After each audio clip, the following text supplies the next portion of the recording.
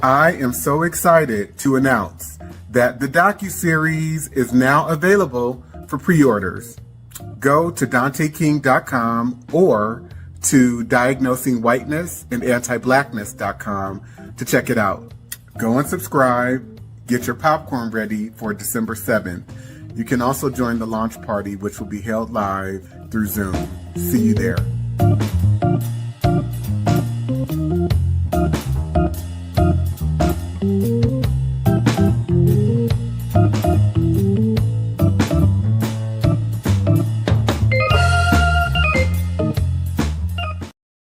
The book surprised you the most? A whole book. The whole book. Because I thought that I knew a lot until I read that book and realized I didn't know anything. There was a lot to learn and a lot to still be discovered. I'm still processing it. I can see things now that I didn't see before. And it's all because of the book. I love that. Jules? So much of the book really opened my eyes to things. The Casual Killing Act, the legality of rape. And then one of the other parts was the housing covenants and the covenants that were allowed. And growing up in the Bay Area, St. Francis Wood, for instance, is a highly coveted place to want to live or want to strive to, right? I was a child and I'd passed through St. Francis Woods and it was something that you feel could have been attainable. And then as you read Dante's book, you realize it's attainable for white people. It's not attainable for me. It's not attainable for you. Not in the way that you think you would be able to attain certain places and spaces. You are written out of that legally. Right. And Alicia? What really stands out to me is the 1850 Fugitive Slave Act, which describes so much of how white people operate in terms of that act deputizing all white Americans to serve as white racial police against African Americans, whether they're freed or enslaved, and getting incentivized by bounties, by slave auctions to surveil and police and criminalize Black people, and how that persists today, the obsession with it.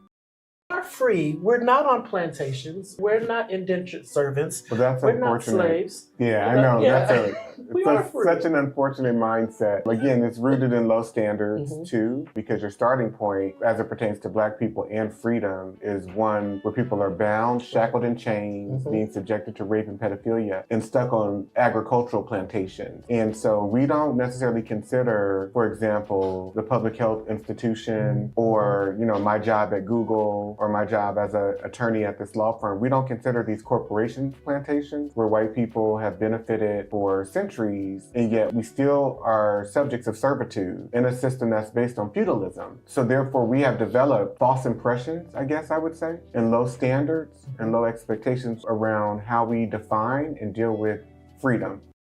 The hardest about chapter 3, and what are some key pieces that stood out for you that you would want people to know about or be prepared for? The different laws and the cases and the way that the system has been set up to not protect Black women and Black boys too, and Black men as well, particularly Black women, just for us to be seen, as you said this earlier, just the vessel to give birth and then go back to work. So that shows up in how our birthing outcomes are. It shows up in how we connect with our partners, because there's this constant reinforcement of that you don't matter and you're not valued. And I think you highlight that very clearly, the lack of protection for Black women in chapter 3. I also remember in one of your courses, you asked the class, would they want to be Black women? Everyone said no, right? And that just shows me even more how reinforced it is that being a Black woman, you're at a constant state of lack of protection and also aggression as well. Yeah, and let me be very clear too, because that question was out of the spectrum of all of the identities that I presented as multiple choice answers. Who would you not want to be? Yeah. And 100% of the people said, I would not want to have been a Black woman. Right. I would not want to be right. a Black woman. Right. I am so excited to announce that the Docuseries is now available for pre-orders. Go to DanteKing.com or to Diagnosing Whiteness and Anti-Blackness.com to check it out. Go and subscribe. Get your popcorn ready for December 7th. You can also join the launch party, which will be held live through Zoom. See you there.